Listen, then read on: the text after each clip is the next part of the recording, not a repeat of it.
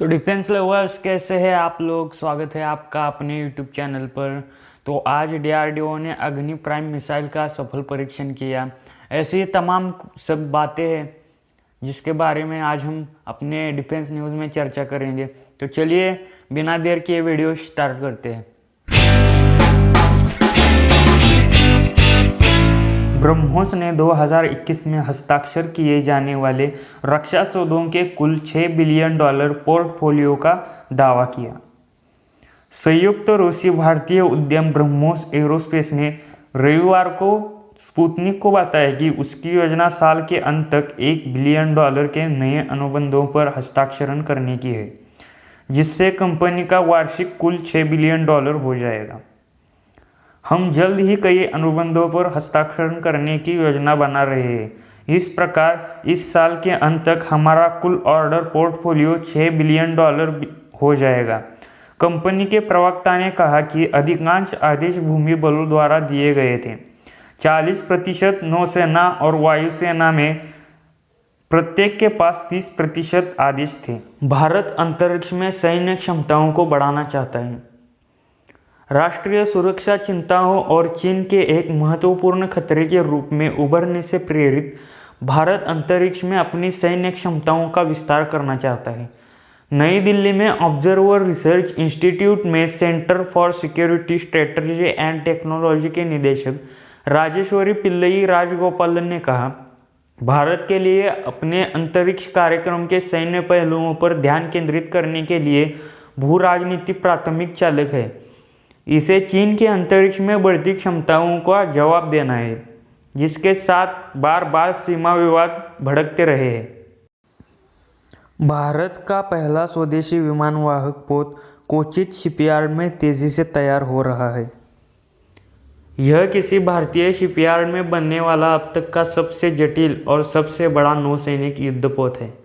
भारत का अपना 40,000 टन वर्ग का स्वदेशी विमानवाहक LAC-1 भारत के समुद्री हितों को गुलेल करने की उम्मीद है, जो कच्ची शक्ति और नौसेना की युद्ध क्षमताओं, उच्च समुद्र पर पहुंच और बहुमुखी प्रतिभा के लिए एक दुर्जेय पंच को जोड़ता है।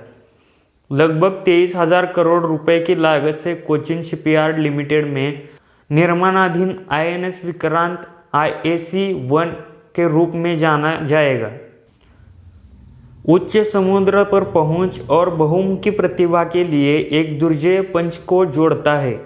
लगभग 23,000 करोड़ रुपए की लागत से कोचिन शिपयार्ड लिमिटेड में निर्माणाधीन INS विक्रांत IAC-1 के रूप में जाना जाएगा, जो नवंबर 2020 में सफलतापूर्वक अपने बेसिन परीक्षणों को पूरा कर चुका है।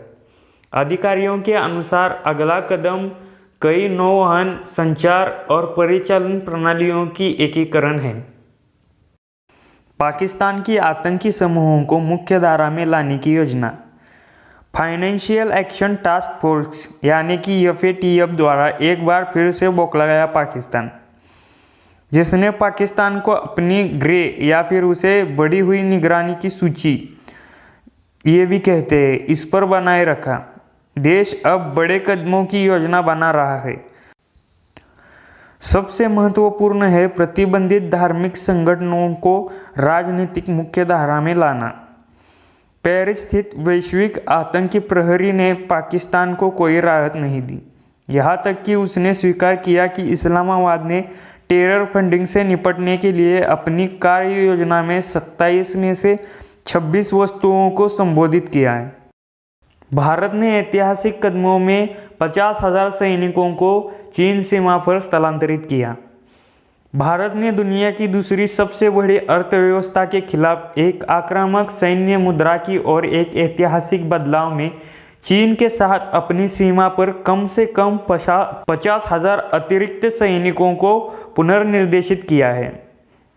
यद्यपि दोनों देशों ने 1962 में हिमालय की लड़ाई लड़ी, भारत का रणनीतिक फोकस मुख्य रूप से पाकिस्तान रहा है, क्योंकि अंग्रेजों ने उपमहाद्वीप छोड़ दिया था।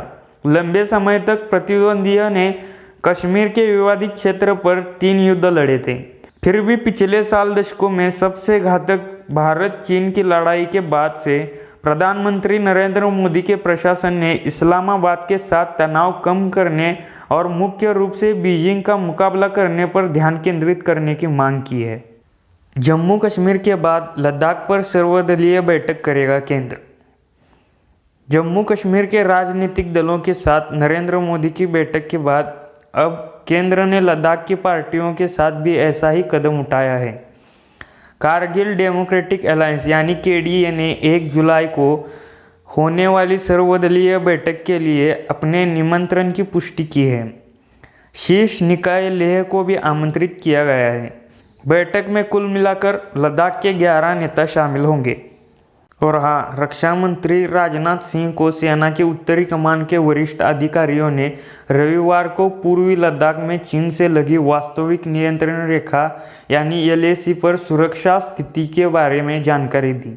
सिंह, जो वर्तमान में लद्दाख के 3 दिवसीय यात्रा के लिए लेह में है, उन्होंने लद्दाख स्वायत्त पहाड़ी विकास परिषद यानी LAHDC कारगिल के निर्वाचित प्रतिनिधियों से भी मुलाकात की। और इसके अलावा BRO ने 63 इंफ्रा प्रोजेक्ट लॉन्च किए, उसका भी उद्घाटन किया।